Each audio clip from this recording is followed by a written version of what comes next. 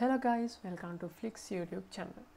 ඉතින් මේ වීඩියෝ එකෙන් අපි කතා කරන්න හදන්නේ loops ගැන. ඒ කියන්නේ අපට නැවත පාවිච්චි කරන්න ඕන වුණොත් යම් දෙයක්, ඒ කියන්නේ යම් දෙයක් නැවත print කරගන්න ඕන අපි කරේ ඉස්සල්ලා නම් printf ඒ විදිහට පල්ලෙහාට type කරගෙන ගියා. එහෙම නෙමෙයි. දැන් අපි program කරන්න හදන්නේ පොඩි කොටසකින් පොඩි program line දෙක තුනකින් කොහොමද loop එකක් පාවිච්චි කරලා එකම දේ නැවත කරන්නේ කියලා. හරි. ඒකෙදි අපිට ප්‍රධාන වශයෙන් loops වර්ග දෙකක් තියෙනවා. ඒ එකක් තමයි while loop එක, අනිත් එක තමයි for loop එක. ඊට අමතරව අපි කතා කරනවා do while loop එක කියලා එකක්. do while loop එක. අන්න ඔය ටික තමයි අපි කතා කරන්න බලාපොරොත්තු වෙන්නේ. හරි. අපි අද කතා කරන්න හදන්නේ while loop එක ගැන. හරි. while කියන්නේ තුරු. මෙන්න මේ condition එක සත්‍ය වෙන තුරු කියන එකයි අපි මේ while loop එක පාවිච්චි කරලා repetition කරනකොට repeated programs ලියනකොට කියන්නේ මෙන්න මේ දේ සත්‍ය වෙන තුරු මේක කරන්න. ඒ කියන්නේ මම කියන්නම් while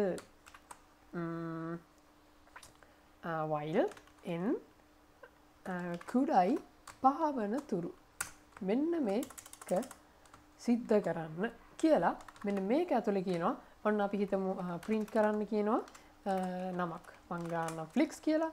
මෙන්න මේ වගේ ඔන්න ඔය වගේ කියනවා මෙන්න මේ n කියන එක පහවන තුරු මේ FLIX කියන එක ඒ කියන්නේ print කරන්න කියලා. හරි. මම මෙතන n වලට අගය n සමානයි මම බිඳුව කරන්නම්. මට ඕනි මේක දැන් මේ විදිහටම execute කරොත් එහෙම මේක unlimited run වෙන්න ගන්නවා. ඒ කියන්නේ ආය. මොකද n බිඳුව කියන්නේ පහට වඩා කුඩා එකක්. ඒකින්ද මේක ආය නැවත run වෙන්න ගන්නවා. ඒකත් එක්ක වෙන්නේ මේ කම්පියුටර් එකට CPU එකට RAM එකට ගොඩක් බර වැඩි වෙලා මේක ස්ටක් වෙන්න වගේ ගනි. මම කියන්නේ සාමාන්‍යයෙන් වෙන දේ. මේක මට ඕනි 5 පාරක් විතරක් print කරගන්න. දැන් මම මෙතන බිඳුවනේ දැම්මේ. හරි. මම මෙන්න මෙතනින් දෙනවා අපි ඉගෙන ගත්තා n සමානයි n+1 කියන එක. ඒ කියන්නේ මේකෙන් වෙන්නේ එකකින් වැඩි වෙන එක. අපි ඉස්සෙල්ලා increment and decrement operators වල කතා කරා. ලේසියෙන්ම ඕක කරගන්න plus කියලා අපිට දාන්න පුළුවන්. n++ කියලා දාලා එතකොට මොකද වෙන්නේ? පළවෙනි පාර මම මෙතනින් ගන්නම්. පළවෙනි පාර n ලාගය මොකක්ද? පළවෙනි පාර n ලාගය බිඳුවයි. ඔන්න මේක ක්‍රියාත්මක වුණා. මේ ක්‍රියාත්මක වුණාට පස්සේ මේකත් ක්‍රියාත්මක වෙනවා. මේකෙන් වෙන්නේ n ලාගය එකකින් වැඩි වෙන එක. එහෙම කරලා ඔන්න n ලාගය එක කරා. ඊට පස්සේ මේක චෙක් කරන while loop එක ආය මුලට ගිහින් මේ n ලාගය දැන් පහට වඩා කුඩයිද කියලා. දැන් n ලාගය මොකද වෙලා තියෙන්නේ? 1 කියලා. ඊට පස්සේ ආය මෙන්න print කරනවා FLIX කියලා. ඊට පස්සේ ආයෙමත් යනවා 2 කියලා print කරනවා. 2 වෙනවා n ලාගය. ඊළඟට ආයෙමත් check කරනවා n ලාගය පහට වඩා කුඩයිද කියලා. හරි. මෙතන දැන් n ලාගය 2 වෙලා තියෙන්නේ. ඊට පස්සේ මෙයා print කරනවා ඔන්න මේක සත්‍ය වුණ ගමන් මෙයා print කරනවා FLIX කියලා. ඊට පස්සේ මොකද වෙන්නේ? n ලාගය එකකින් වැඩි කරනවා. ඔන්න 3 වුණා. දැන් මෙතන අගය 3යි. ඔන්න ඊට පස්සේ ආයෙ check කරනවා n ලාගය කුඩයිද පහට වඩා කියලා. ඔව්.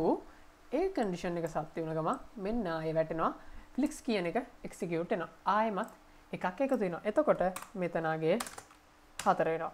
ආයෙමත් check කරනවා මෙතන අගයත් 4 වෙනවා. මෙතන අගය 4 වුණාට පස්සේ ආයෙ check කරනවා පහට වඩා කුඩයි. ඔව්. ඊට පස්සේ ඔන්න මේක run කරනවා. run කළා මේක run වුණාට පස්සේ මේකේ අගය 5 වෙනවා.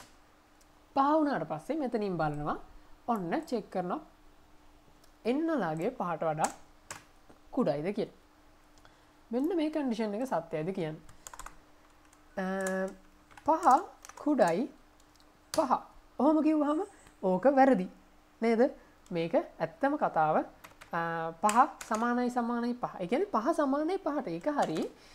පහ කුඩයිද පහට වඩා? නෑ, ඒක වැරදි. එහෙම නැත්නම් අපිට දාන්න පුළුවන් පහ කුඩයි හෝ සමානයි පහද? අන්න එතකොට ඒ කන්ඩිෂන් එකත් හරි.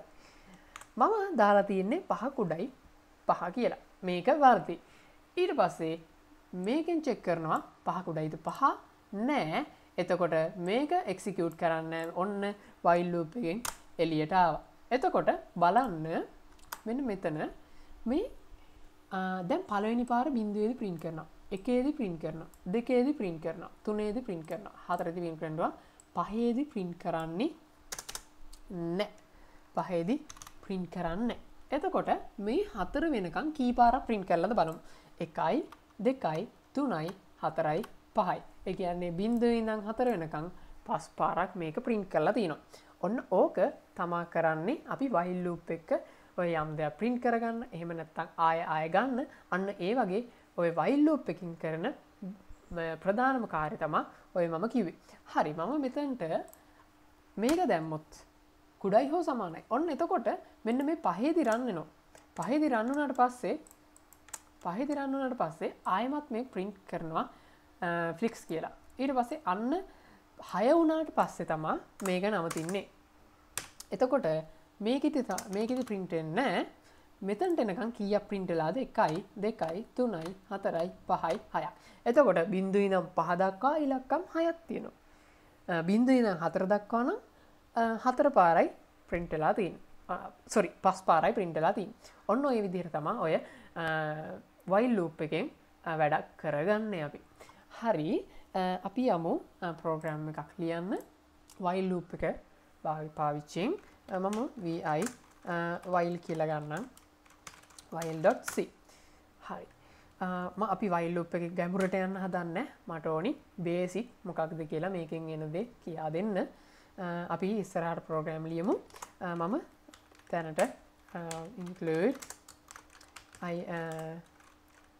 stdio.h ඊට පස්සේ int main void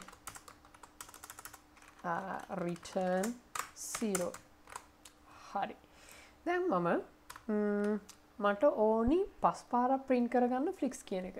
හරි, අපි අර ප්‍රෝග්‍රෑම් එකම අපි මෙතන ලියමු. කොහොමද? මම ඉස්සල්ලාම n වලට අගය දෙන්නම් බිඳුවයි කියලා. හරි, ඊට පස්සේ මම while loop එක ලියනවා. while loop එක ලියන්නේ මෙන්න මෙහෙම. while මෙතන වරහණක් ඇතුළේ දාන condition එක මොකක්ද වෙන්න ඕනි?